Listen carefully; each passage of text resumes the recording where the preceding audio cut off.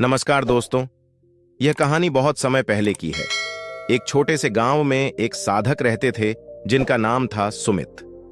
वह अपनी जिंदगी का अधिकतर समय दूसरों की मदद करने में बिताते थे। गांव के लोग उनकी बहुत इज्जत करते थे और अक्सर उनसे सलाह लेते थे। सुमित को यह काम करना पसंद था, लेकिन एक गहरी समस्या थी। वह खुद को कभी खुश नहीं महसूस करते थे। एक दिन सुमित ने सोचा कि शायद उसे अपने जीवन में कुछ बदलाव लाना चाहिए। उसने निर्णय लिया कि वह एक ज्ञानी गुरु की तलाश करेगा जो उसे सही रास्ता दिखा सके। वह कई गांवों में गया, लेकिन उसे कोई संतोषजनक उत्तर नहीं मिला। अंततः उसने एक प्रसिद्ध गुरु को खोजा और उनके पास पहुंचा। जब सुमित गुरु के पास पहुंचा तो उसने अपने मन की बात रखी। गुरुजी, उसने कहा, मैं हमेशा दूसरों की मदद करता हूं, लेकिन खुद की खुशी नहीं पाता। मैं क्या करूं? कृपया दोस्तों, वीडियो पसंद आ रही हो तो लाइक अवश्य करें। गुरु ने उसे एक कहानी सुनाई। एक बार एक राजा अपने राज्य के सभी नागरिकों को खुश देखना चाहता था। वह हर संभव प्रयास करता, उन्हें उपहार देता और उनकी समस्याओं का समाधान करने की कोशिश करता, लेकिन फिर भी राजा खुद कभी खुश नहीं रहता था। एक दिन राजा ने एक साधु को बुलाया और कहा, मुझे बताओ, मैं अपने लोगों को कैसे खुश रखूं? साधु ने कहा, राजा, तुम अगर खुद खुश नहीं हो तो तुम दूसरों को खुश कैसे रख सकते हो? तुम्हें पहले अपनी खुशी पर ध्यान देना होगा। राजा ने इस पर गंभीरता से विचार किया। उसने खुद की देखभाल करना शुरू किया। वह ध्यान और योग करने लगा। धीरे धीरे उसकी खुशी बढ़ने लगी। जब राजा खुश रहने लगा तो उसके लोग भी उसकी खुशी से प्रेरित होकर खुश रहने लगे।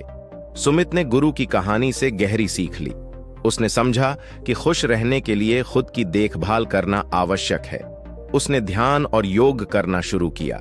उसने अपने शौक पूरे करने के लिए समय निकाला, जैसे कि चित्रकला और लेखन।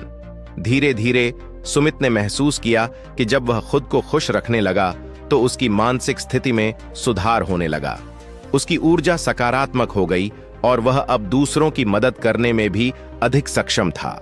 एक दिन सुमित ने गांव के अन्य लोगों को बुलाया और अपनी यात्रा के बारे में बताया। उसने उन्हें समझाया कि खुद पर ध्यान देना कितना महत्वपूर्ण है। जब हम खुद को प्यार करते हैं और खुद की देखभाल करते हैं, तब हम दूसरों के लिए भी एक सकारात्मक उदाहरण बन सकते हैं। गांव के लोग उसकी बातों से प्रेरित हुए। उन्होंने भी खुद की भलाई पर ध्यान देना शुरू किया।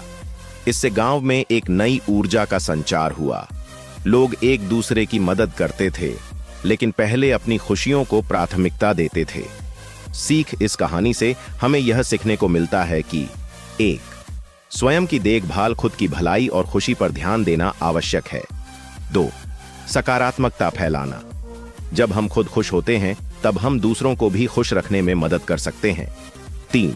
संतुलन। दूसरों की मदद करना महत्वपूर्ण है, लेकिन अपने आप को प्राथमिकता देना भी जरूरी है। निष्कर्ष, इस प्रकार सुमित ने यह समझा कि खुद पर ध्यान देना किसी भी काम से ज्यादा महत्वपूर्ण है।